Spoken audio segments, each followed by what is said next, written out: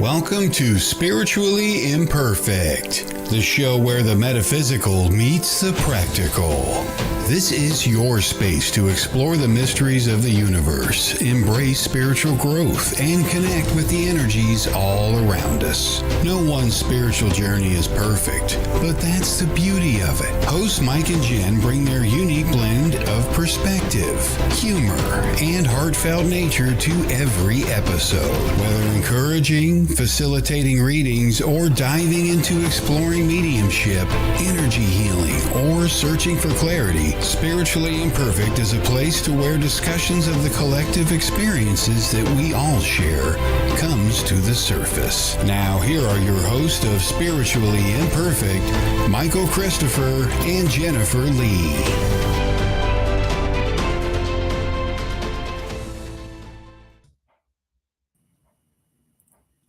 Good Hello. afternoon, Michael. This is weird. We're never on these weird times. Like, I know. we're so consistent with our show. I almost said good evening. Somewhere in the world, it's morning, evening, late morning, early evening. We never know. We never know. So, Hello, hello Bernadette. everybody. We're going to do something a little, hello, Jennifer. We're going to do something a little different today, right, Michael? That's right, Jennifer. Why don't you start by showing all your haunted stuff, and then you wonder why you have tech issues. Hello, Jennifer McCormick. Let's see. How's everybody Lauren. doing? So yeah, we'll give it a few minutes, and we'll get started. See, 6 a.m. or 7 in the morning in Australia. Yeah, it's been a while, Kim. has been a minute. How do we say that? Labyrinthian? I Labyrinthian. see you there. Okay, so I do see people coming in from YouTube. I know people ask sometimes, so we are seeing your comments if you're coming in from YouTube. Yes, we are. Thank you, Lauren. Nobody mentions my hair. Why is that? Because you're not wearing your beautiful wig. I got it somewhere. All right. Freezing here. Freezing. Wait a minute. Oh. Australia, so it's backwards, right? Yeah, their but it's winter. Australia. Yes. What's your freezing? Because I'll show you what freezing is. And I'll convert it to Celsius. I would take a little bit of that right now. It's been miserable hot. It's been, thank you, Lauren. It's been pretty decent here. It's supposed to get, I think Sunday I saw it's supposed to be 103. I'm like, what? No, that doesn't happen around here. Yeah, it is hot. It could use the trim around the ears, says Kimberly. What? So today we want to talk about haunted locations. Rabbit ears, 12 Celsius. Which is Okay. So that's what I'm going to do public math. I should know this because in air traffic control, we use Celsius most of the time. Is that like in the 40s or a little less? 38?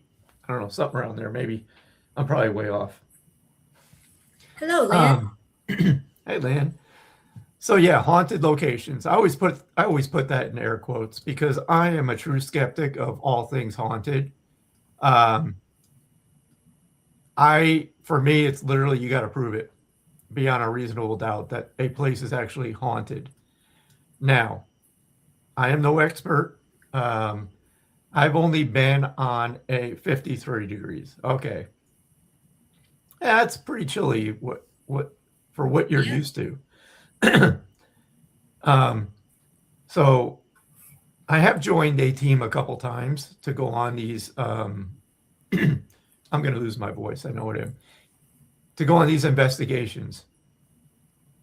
And in my experience with those, and those were only two, these were private homes. So what happened for me while I was there, I'd end up picking up on those that had passed over that were connected to the family of the home. And I know, thanks to TV, and I've said this before, I think a lot of people jump to the conclusion that because if something strange starts happening, my house is haunted. For me, I kind of step back and take a really rational look at everything, and I kind of start from, all right, let's just start with what's happening. What makes you jump to this conclusion that it's haunted?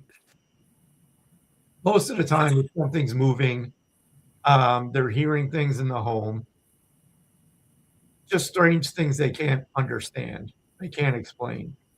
So again, I think there's only been 3. Actually, it was 2 homes and a public school that we went into. But each time, I would pick up on a family member that was simply just trying to come through to make a connection with the family. So a lot of what they're experiencing was what we typically probably see more often than not. It's a family member, friend trying to get your attention to let you know they're around you. I mean, that's really what I've experienced. Now, I'll pause there, and then we'll talk about the ultimate haunted location that I actually went to. Well, Okay. we went to a couple down in South Dakota. Yes, we did. We did, but I didn't feel like. I mean, we picked up on what I would say was residual energy in those places, but I don't know. I didn't feel anything. I didn't feel that any of those places were necessarily haunted. Did you? Well, I remember you yelling at me not to go near that bus that was in the hallway in the Bullock. Well, because that was gross. Even your wife yelled at you not to go near that. Do not go near that. The thing is creepy. But yeah, I never felt like uneasy Right. in that place. We should have gone to the Fairmont or the Fairview, which was right across the street, but I think it was closed for renovations.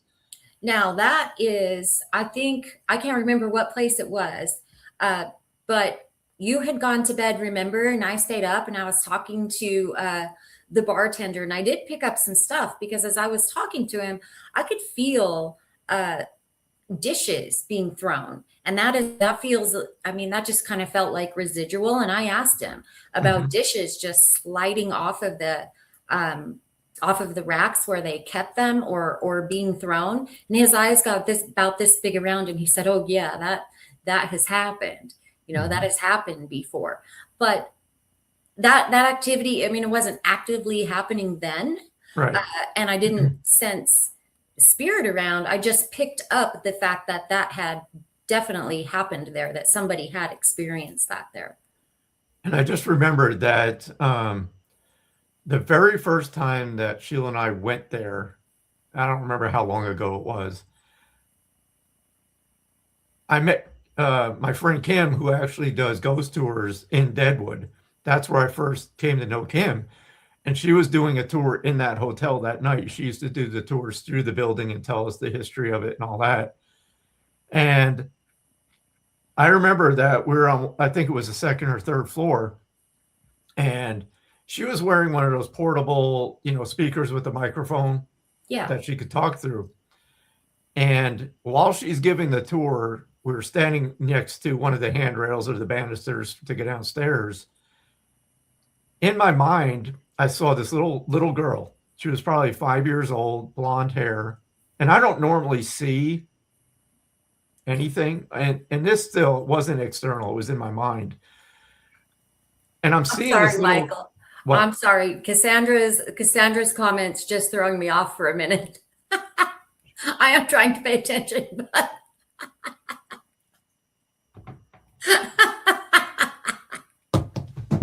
Yes, he brought them today.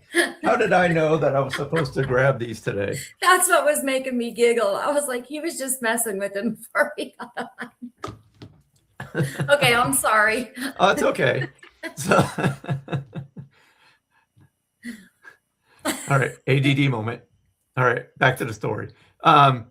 So as she's giving the tour, I see this little girl in my mind, and she's like playing with the microphone or she's just doing, a typical, I think 5-year-old is what I felt how old she was, just doing this, and she was following her throughout the tour.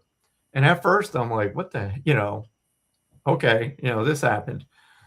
So fast forward about a year or two, and a friend of mine up here mentioned that she was going down to Deadwood and she was going to stay at the Bullock, and she also has abilities. I said, when you go down there, check out the place and let me know what you find. I kid you not. She comes back and she's like, we went to the tour in the Bullock.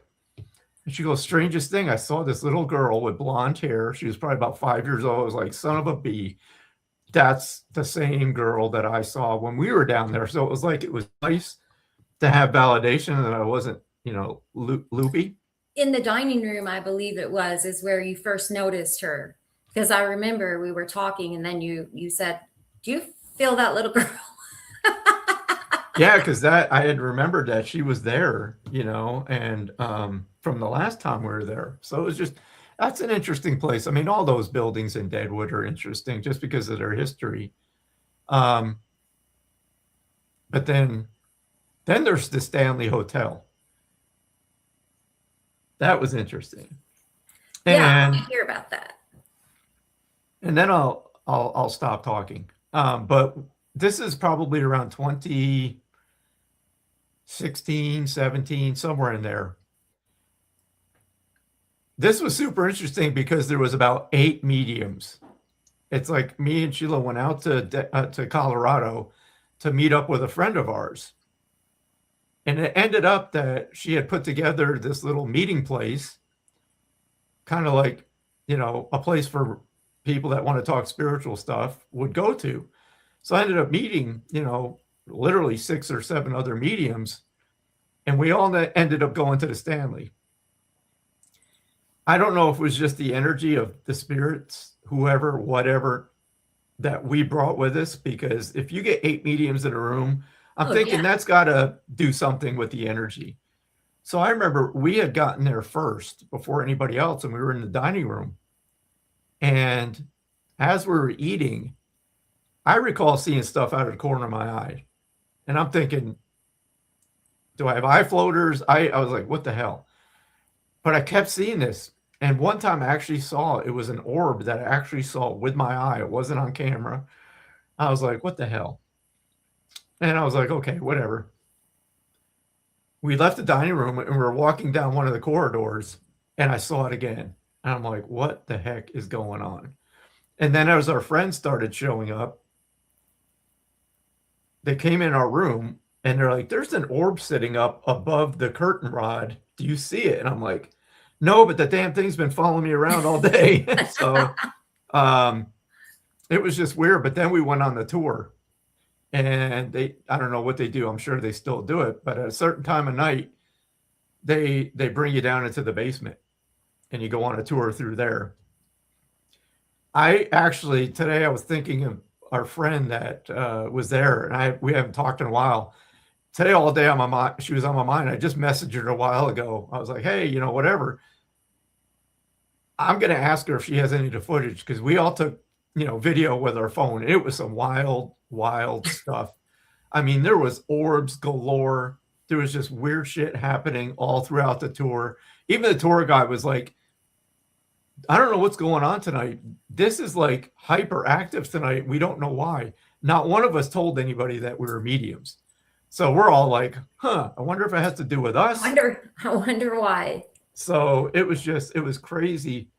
It was very interesting.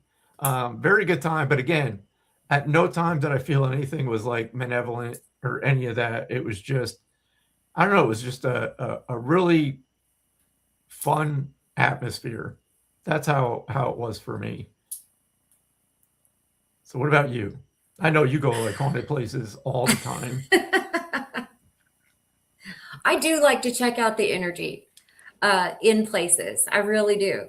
So it's interesting because I just had Kathy. She just said hi, Kathy Estes, and I will tell you, and I know that she doesn't mind me talking about this. Kathy's home is one that I could not. I couldn't even believe the energy that I was feeling in Kathy's home and what was going on. I've been there 3 times. I went once with my sister. I went once by myself and actually brought a team with me, a team from Colorado. I called them, like, can we go and check this out? Even they were blown away Wow. by what by the activity, by what we saw in her house. She has a beautiful, beautiful home, a historical home in this area, and the energy in that home is just something else. And I know that she's still experiencing things. None of it felt, it malevolent, like, Yeah.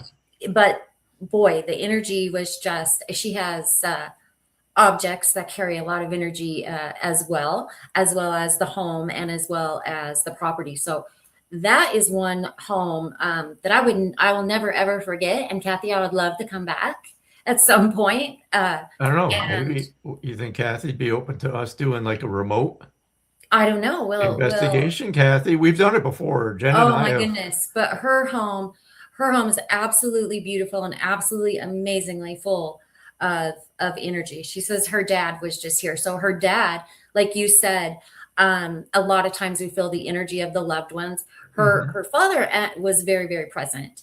But we caught a lot of evidence on equipment there as well. She says she's open to any idea. I will get with you, Kathy. So that's one house that really, really stands out to me. I talked to her son who grew up in that house, and he had experiences from the time that he was small in that home. So just super interesting, just an amazing. If I had to say I had been to any place haunted, I would put Kathy's on the top of the list. No, I would, but not in a scary way, right? Right. Just in if you want to experience a home that is, again, very historical, and it just has an interesting vibration all the way through it and activity. I don't think I've been there one time that I haven't felt some activity in that home. It's Kathy's home. That's And awesome. yeah, it's absolutely just something else. So I had to giggle because the team that I called to come out from Colorado sent me a message the next day after we were finished there. And she said, I have been investigating for years and I have never, ever felt anything like that. And what's funny is her husband that had come with her said he wouldn't go back because the amount of activity and energy had completely wiped him out. I mean, Really? he was just, yeah. I mean, we all were. Yeah, no, you're right, Kathy. It's not in any way scary. It's just the most cool thing to feel. That's interesting. Yeah. I've always been told be careful what you ask for, but I would love to experience something like that. Again, not for anything like Yeah. scary, but just to be in that environment because I feel I'm not even there, but I just feel it's like a very welcoming energy in the house. Oh, it is. And I don't know, Kathy, I'm just going to give you an input of what I'm feeling, and you can tell me I'm right or wrong. But when you mentioned your dad, in my mind, I'm seeing him go through the house and being one of those dads that would just look at stuff and like, who the hell did that? God, that looks like shit. And that needs to be fixed. And just going about and picking up things and like, I can fix that. And this needs to be changed. And I'm just feeling like a sense of humor about him. I don't know if that's what actually happened when he was around, but that's just what I'm seeing in my head as we're talking. And it just has me laughing. Yeah. So Kathy has a very interesting, I want to tell you because, I mean, even if you bring Sheila, come out, we'll go check it out. But she has something very interesting in her kitchen, which I picked up the energy of right away. And she'll know. She knows what I'm talking about. It's the countertop, and it's got some history to it. Just a super, super cool place. And so I'm always grateful that I got to go in there. It wasn't like the countertop wasn't attached to another building at one time, was it? Yes, Okay, because that's what I'm it feeling was. about it. It was, yes, actually. It did come out of another building. Was it a bar? No, Okay, I'm just no. guessing now, but I just I'll felt it tell came. you. It was a It came. butcher. It was a butcher shop. Oh, so it's a butcher block. It's the butcher block cabinet from the butcher shop. That's Yeah. awesome. We used to have those. My grandfather was a butcher. Yes. So Janet, right. yes, we're just talking about, we're sharing experiences about like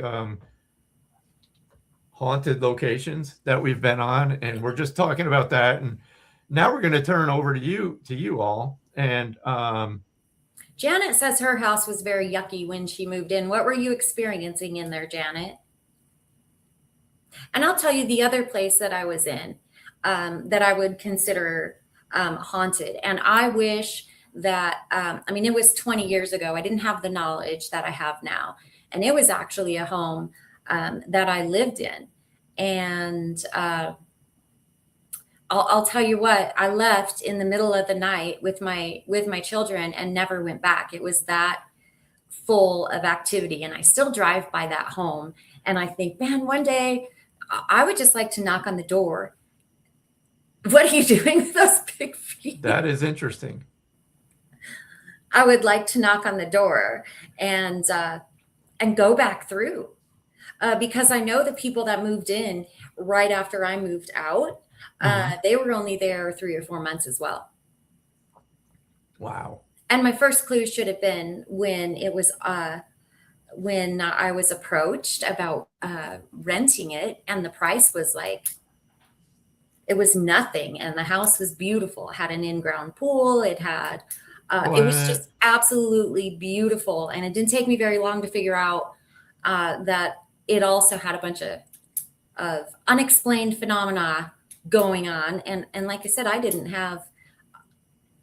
know what I know now. So I'd love to go back with the knowledge that I have now and check it out.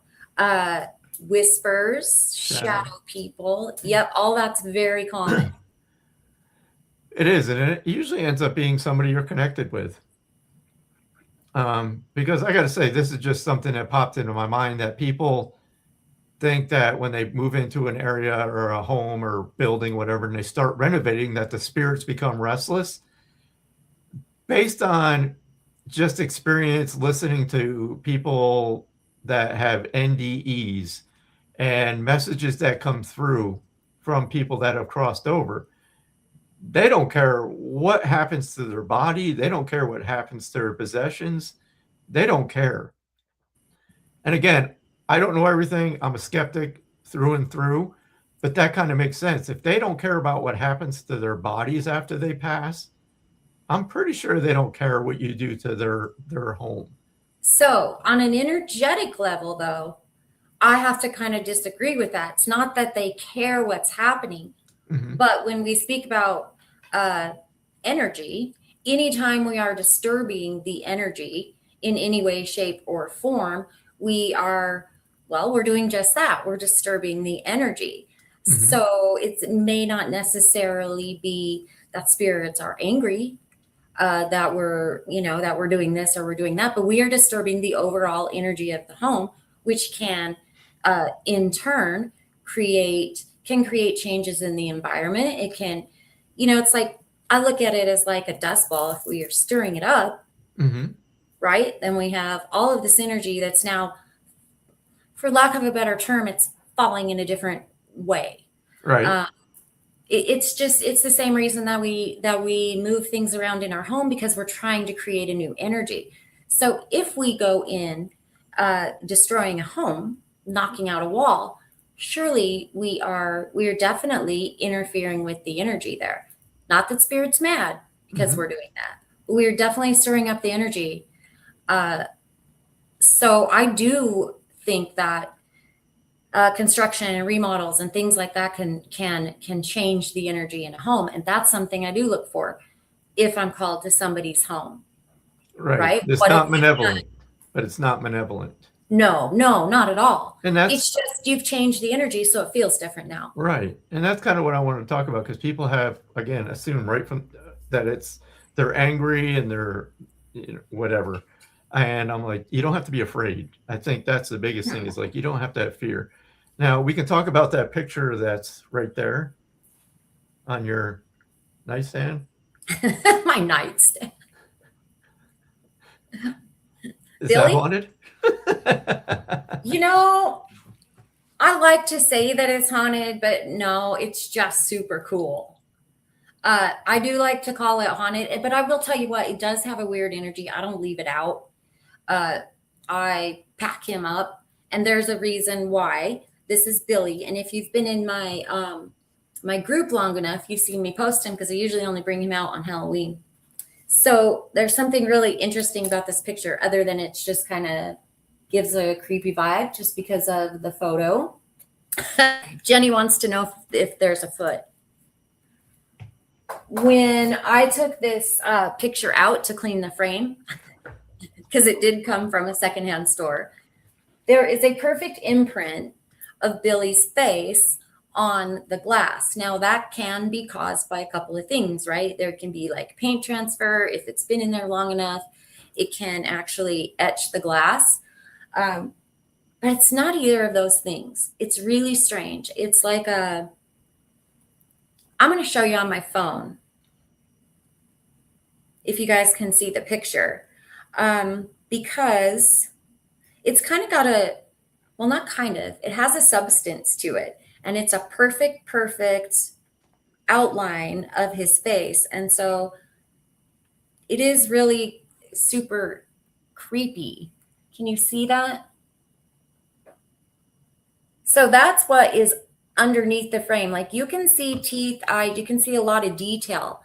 And then it also glows under a black light, which makes me feel like it's definitely a substance of some kind of transfer. I don't know what, but that's Billy. Look at Michael. He does not like him. So that is what is on the inside of this frame. And so I don't take him out unless I use the white gloves, because I don't want to mess it up. Yeah. But he's super cool. I've taken him to some photographers to look at. I've taken him to, excuse me. Yeah, it is, Kathy. I've taken him to some museums. I've taken him back to the secondhand store. And what did the museum tell you? They basically told me to get the hell out with that thing. They wanted nothing to do with it. I mean, I can't explain to you. Y'all must have to actually see it to really understand how detailed it is, and to understand the substance that's in there. It's Ectoplasm? No, I don't know what it is. I don't think it's ectoplasm. I mean, it's trying to come out of it. But he does give me a creepy vibe, so I don't leave him out very often. You put him face down. I tried when I moved in this home to give him a place that wasn't in a box, but Poor Billy. Yeah. All right. Let's look at some of these comments, because I'm seeing some pretty decent. Tawny says that is so scary, that photo. Yes, it is. Oh yeah, Kathy's saying, "What, every home project in my house has been a nightmare. The house is 8 years old. Only 2 families lived here, myself and the prior family." And I feel like, Kathy, have you had problems with water lately? I don't know why water just came to me. Jenny will take it. I'm sure. Here's a question, Michael. Do souls know when they are about to have an NDE or passed away? I don't know any firsthand experience. I just know from research that I'm just trying to remember, because, and this is what's coming to mind. Subconsciously, the soul knows. The soul knows. And this is, and you can do this research too. But I've read where people, they don't know that they're getting close to passing, But something that has been noticed is like people just start making plans, like taking care of things, like getting things out of the house and cleaning the house and making sure things are, for whatever reason, it's like things have been there forever. Now all of a sudden it's like, I should probably take care of this. They start giving away things again with not really knowing why. Yeah. You I know, feel and like there's an inner knowing. There's yeah, not really a conscious knowing. right. But I do feel like like Michael said, there are a lot of cases of people doing just what Michael said. They're taking care of things. And they don't really understand why. Yep. But the soul does. I do believe that the soul does. Yes, I believe it does too. And again, you know, I can't say anything's absolute because we're still here in the physical world. Yes, there's research. Yes, there's documentation. There's mediums. There's communication and all that. But I can't say an absolute. But yeah, I can definitely understand why the soul is like, yep, it's checkout time. Yeah. You know. Yeah. Cassandra saying, when I moved into a self-controlled, self-contained shed, I could feel energy. So I said, hi. Oh yeah, pets are super aware of like energies. My poor cat that we had.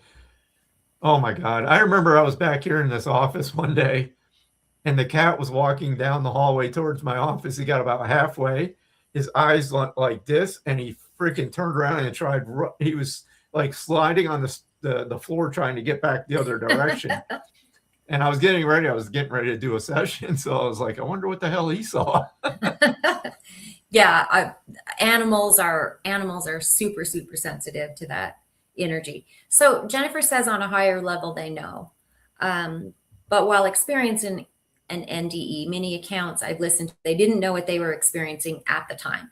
And yeah, I do believe that. I believe that the human body, like we don't understand what's happening at the time, for sure.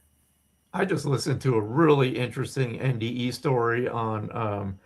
Do you remember what's her name there? Miriam. She was on the Big Bang Theory. She did Blossom. She actually has her PhD in neuroscience. She has a podcast and she does a lot of interviews with mediums and people that have gone through NDEs. And I just watched one the other day and this guy was dead for 90 minutes. And his account of what happened, he didn't know for the longest time that he was watching his own body. Like all this stuff was going on. And to him, he was like, I wonder why are they showing me this? Who is this person? So Jennifer, the podcast is very interesting.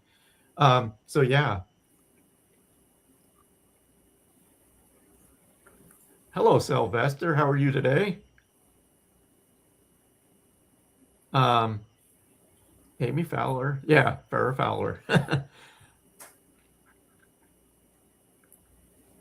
I'm just scrolling back, looking at some of these comments.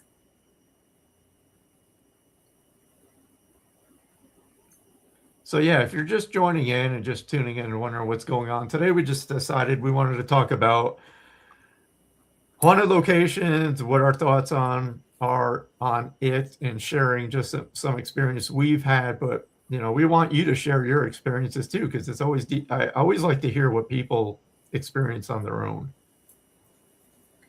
Yeah, and I would like to talk a little bit about what can cause some of the things that that we may think are haunted. Like, what are the other, what else could cause this? Because, like Michael said, I used to do a lot of homes and a lot of buildings, a lot. Like that was one of the first ways that I understood energy was in spaces, and so I was doing them remotely, and I'm really good at it. Actually, it's just not, it's just not what sets my soul on fire. But I am good at understanding it. I am good at picking up on it, and there's so many different things that can cause the energy. So one of the things that I think, and again, I know we're going to talk about the teams and the shows, but we can actually create that energy, especially if we get together in a group. right? And one person is kind of feeling away, and maybe they're scared, and then the next person becomes a little bit afraid, and the next person, and the next person, and the next person. We're actually generating that energy of fear. And so that is what you can be feeling. It doesn't have to be an external force. We can actually generate that energy in spaces ourselves. So those are things that I always check for. I check for all external factors that could be creating it. I mean, there are things as that we sometimes don't think about. Leaking water is one of them. Power lines. I went and saw a house that was right next to a substation, and they were having all sorts of problems. And it was like, here's your neighbor. Like, like that is generating so much electricity in different frequencies that's just going to be a part of living in this home.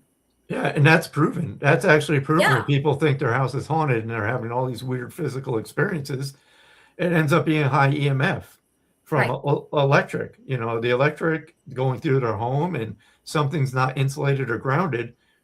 It gives you that feeling of paranoia, and somebody's, you know, watching you. You just feel weird. And something you touched on too.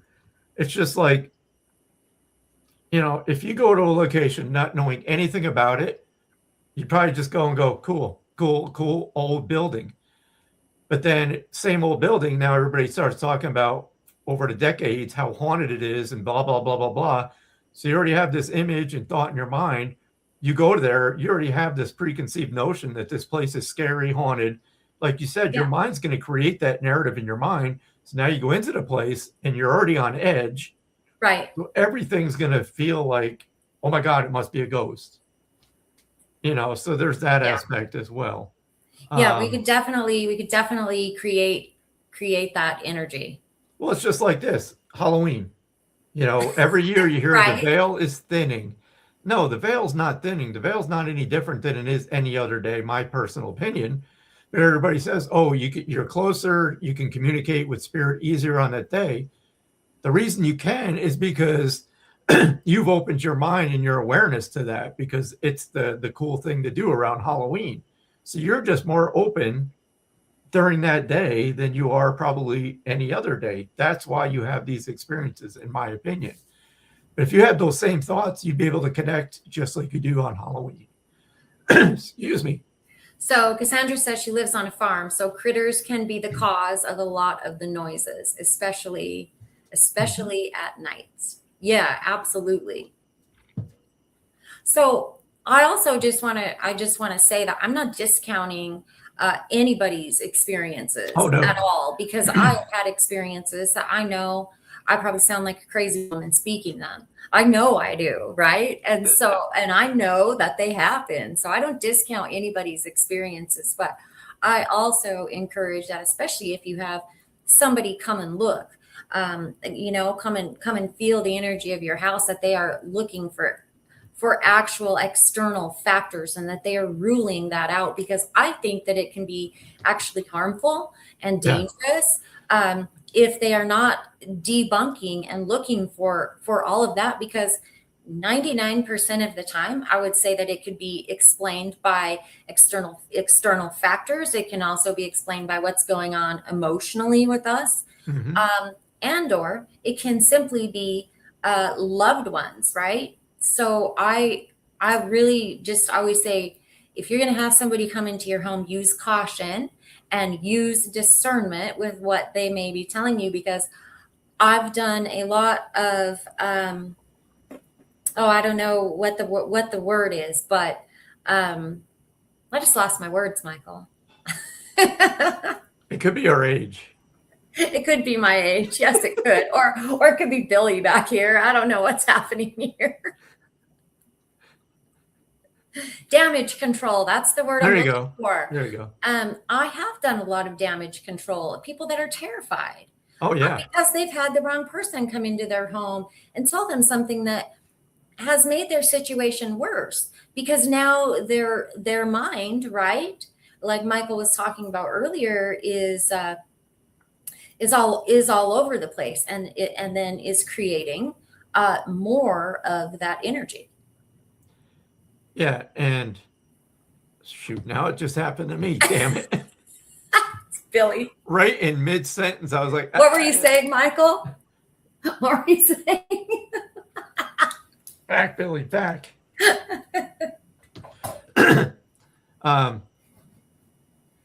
About the teams. I think you Yes. said it. But yeah, if you do have that idea of getting a team, make sure you get references and you know them.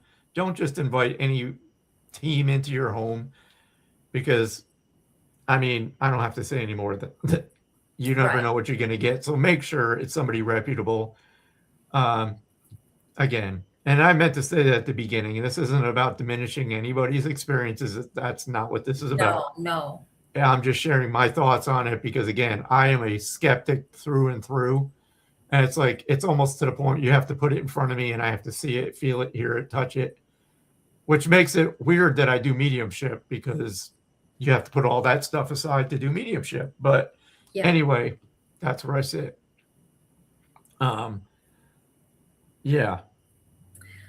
Let's see. Cassandra says, I was looking for the source of the noise before I think that it is spirit. Yes, absolutely. Okay, so I'll tell you a funny story. Speaking of looking for the source of the noise, I've heard this weird scratching in my house probably the last 3 days, and I keep going like, what is that? It's this crazy scratching. And I never just jumped to the good light. I was never like, oh, that's spirit scratching the walls, because that's something I'm very skeptical about. But it was just this crazy noise I couldn't figure out. Well, I've since learned that some little birds have built a nest in the rain gutter. Oh, and so they're running through. I mean, sometimes it's simple things like that. I was going to say, can you, which hand is your right hand? Which one's your left? Okay. Look behind your left hand. There it is. That's the source of your issues. That's the scratching. I don't think he's the sort. Nah, he might be a little. It's probably the other 300 haunted things you have in your home. Yeah, one day we'll take a tour through here. I wouldn't call them all haunted, but I would just say there's some interesting energy in my home. But I've created it that way. I love it. I have a lot of things that are secondhand, and they carry residual energy. You learn the stories from them, the psychometry, or just being around the object. Yeah. And I absolutely love things like that. So my home has kind of a cool little vibe going on. That's good, as long as it's a cool vibe and nothing like. Oh, it's not creepy. Yeah. No, it's not creepy. Arnie saying when he wakes up, he hears a little girl cry. Nobody's there. I know what it is. My brother does that shit to me. My brother Jason, who it fits his personality, he doesn't do it often. I will literally hear his voice, not in my mind. I'll hear him. He'll just shout my name, and I'm like, out of a dead sleep, wake up, and I'm like, you mother effer.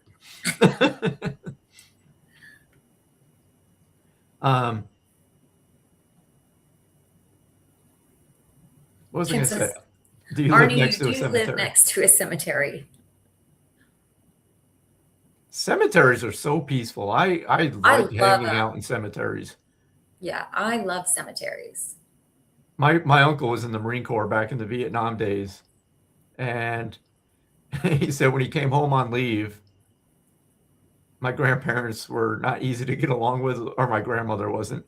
He said he would leave home and go sleep in the cemetery because he knew he could get some peace and quiet. So he could get some rest. Oh my God. Okay, I don't know if I'd be all about sleeping in the cemetery. He's like, nobody bothers you. Oh, I'm sure. Yeah, Arnie says, yes, I live with the cemetery in my backyard and all around me. I'd be more worried about the living hanging out in the cemetery than anything. Right? Other than yeah. That. So yeah, I don't know. We'll have to do a home investigation via the internet sometime. Again, we've done one. or We have two? done one. It's been a while. Yeah. Oh, I think we did a couple. Well, actually, remember when we did the old mortuary? But I don't think we did that live. I think I just dialed you up and said, let's check this out. Yep. Yep, that's right. Yeah, we've done a couple of those. Oh, Bernadette, I have cemetery phobia. And Lisa has a story about a haunted house in Alaska. You don't have to type the whole thing in there. Yes, poltergeist meaning noisy ghost. Kathy, I will never forget it. Not as scary and as intimidating as that word sounds. It literally means noisy ghost. But yes, absolutely. Yep. And those, yeah, there's a lot about those.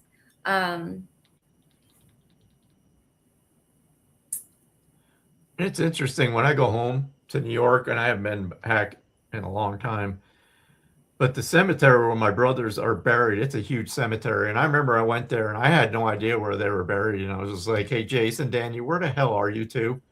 I literally just got in my car and just drove. And literally I was like, looked to my right after a while, and there they were. I'm like, interesting. Cassandra says, to be honest, I can't enter hospitals only if I have to because they give me an uneasy feeling. Well, me too. I was just about to ask if that was just an uneasy feeling. I'll tell you the place, and this is so strange, that gives me an uneasy feeling, and I do not like entering, and that is Walmart. No, it's, well, yeah, Walmart for sure, but it's a post office. Really? I really struggle to walk through a post office door. There is just an energy that I just do not. Whew. Yeah. Really? Wow. They really bother me, and I avoid them at all costs. Mm-hmm. And if I have to go, I'm in, I'm out.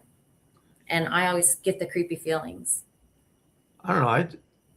I mean, the reason I'm afraid of hospitals is just because everything I've been through medically, I'm like, I don't like going there. That's a whole nother story. But as far as like the energy of it, I don't know.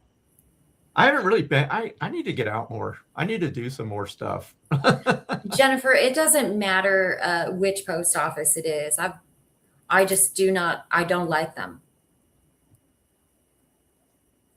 Maybe that's because, because I tried to figure it out. Like Bernadette was just saying, places like hospitals, cemeteries, churches, they carry that energy, like human suffering. So the only thing I think is, well, bad news comes through the bills, all of that stuff. Maybe that's what I'm feeling about it. I don't know. Yeah, just the residual energy and everything that happened in that place.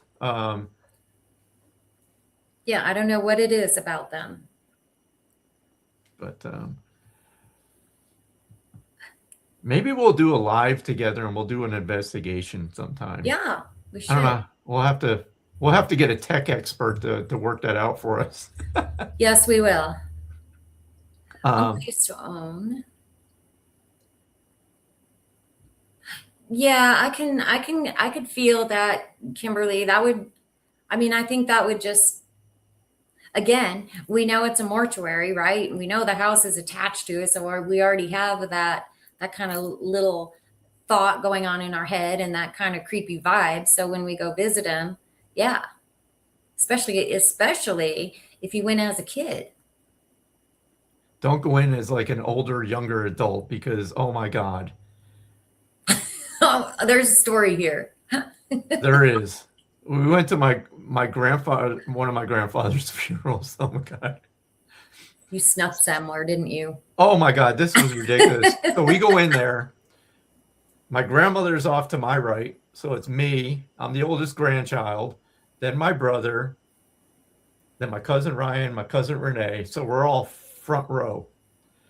And we didn't know what the heck was going on, but apparently, I didn't notice my grandfather was part of the Moose Lodge or Elks Lodge, one of the Elks or Moose, one of the two.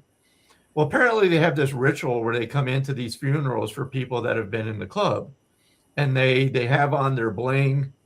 They come in They're and bling. so they're walking in and they're, got all this stuff on. So we're all like looking like, what the hell's about to happen? One guy's got a clock. So they get up there and they start doing their thing, right? And I know now the clock was for the 11th hour because that's the final hour. There's something in that for the memorial. But anyway, so I'm sitting there looking, just wondering, and I see my cousin Ryan go forward and do this. I thought he was crying, and then I see him start snickering. So what happens when one person starts laughing? Then my cousin Renee starts laughing, and then my brother, and then me start laughing. So they're doing this thing, and we're all in the front row just trying to hold it in. My grandmother's to the right giving us the look of, I'm going to kick your ass as soon as we get out of here look. It was ridiculous. Go out in the freaking parking lot afterwards. My brother pops the trunk, and he's got a bar. He's like, the bar's open. He goes, why don't we hook up old Joe to the, why don't we hook up Joe? No. Hook up Joe to the trailer. We'll take him around the golf course one more time before we put him down for his dirt nap. I'm like, oh my God, dude. No. It was ridiculous. So mortuaries have never bothered me. I can remember as a child, and I know this sounds so creepy because I was kind of that creepy, quiet girl. But no. Yes, I was. I was fascinated by funerals.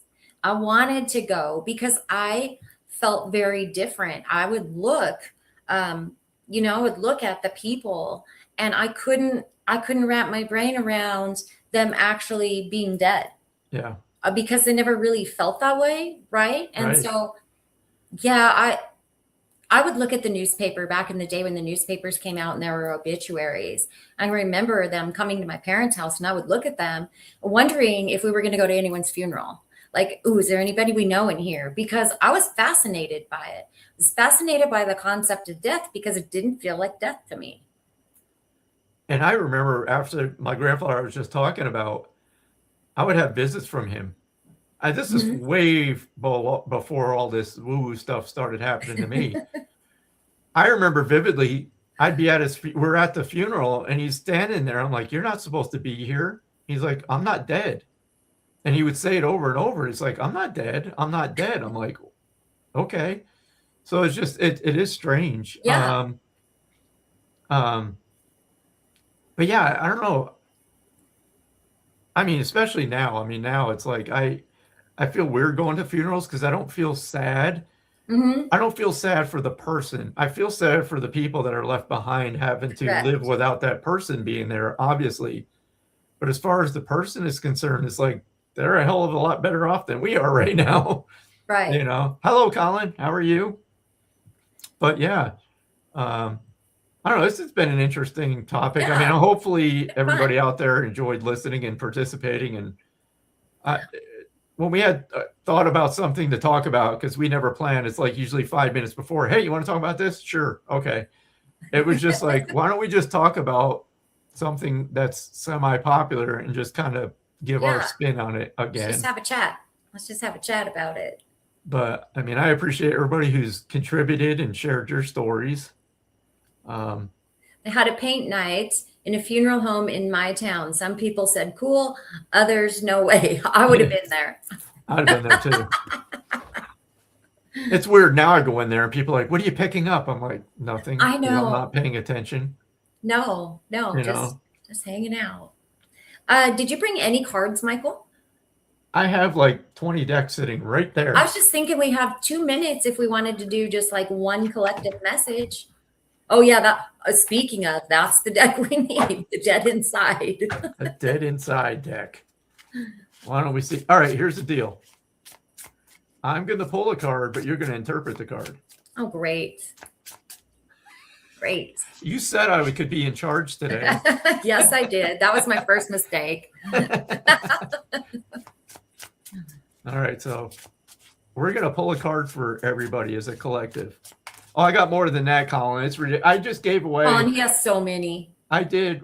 My friend and I just did a Meet Your Guides in-person workshop last week, and I gave away, I think, 8 decks of cards just during that. I'm ridiculous. I don't really use them all that much, but if I go into a shop that has them, I grab one for whatever reason. Probably just to give them away sometime. Because you gave away at least 8 packs over the years that we've been doing this. Oh God, yeah, I've mailed them out to people who are watching. I mean, I still have some to give away, so who knows? Maybe I'll give away during our lives. I'll start doing that again, so I could empty out this bookshelf. Well, I've got some to throw in there if we decide to do that. Are they yours or are they haunted items? You never know. They're coming from my home. You All take right, your chances, okay? Yep, you never know what you're gonna get. Oh, this one just jumped. As you're laughing, what is it?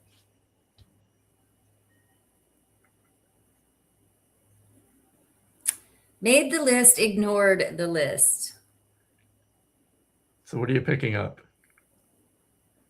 A procrastination is the first thing that comes to my mind right there is procrastination.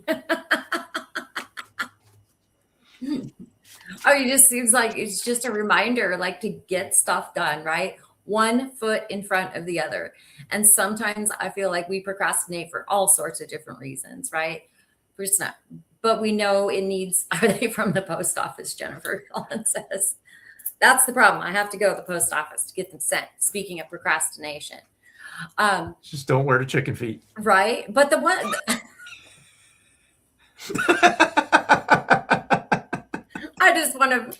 I wanted to flip you off right then, but I'm just like, you got to just see me just.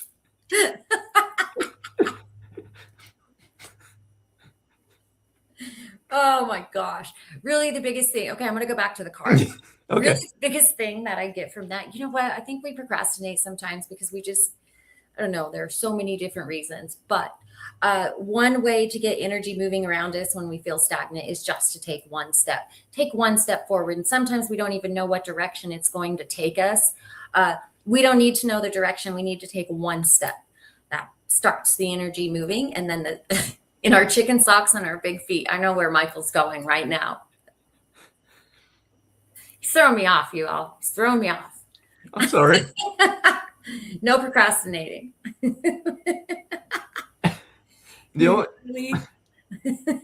You nearly got one, Michael. I know. It was. She had that thing loaded and it was ready.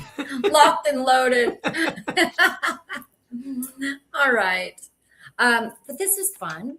It is. Yeah, It was. we'll find a place that we can kind of investigate and talk about our thoughts as we go through. Yeah.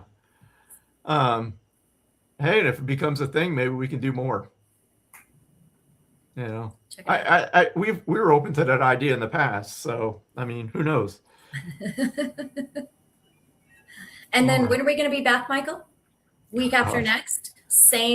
I think same day of the week and same time. I think it is for July. Let me look it up. So 21st at 4 p.m. Central. Yes. We have no idea what we're going to talk about. We didn't today until about 10 till 4, quarter to 4 or something like that. But yeah, so thank you everybody for tuning into the shenanigans. Maybe next week we'll do some readings. We just felt like today was just a day that just to have some light conversation and just have a good laugh about stuff. And so that's what we kind of did. So that's what we did. Thank you for joining us. Yeah. And we'll see you on the 21st at 4 p.m. Yes. So have a good evening, good morning, good whatever it is.